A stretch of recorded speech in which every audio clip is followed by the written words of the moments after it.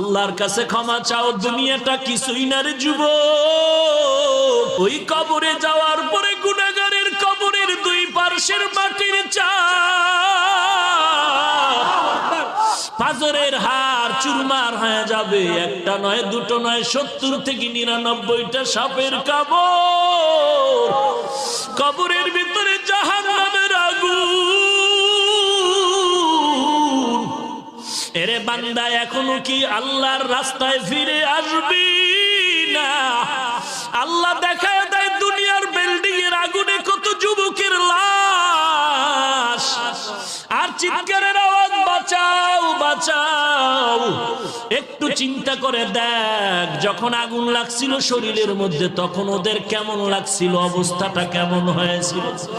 ওরা যখন আগুনের মধ্যে সবাই জানালা দিয়ে হাত দিয়ে কয়, কে আছো, আমাদের বাঁচাও।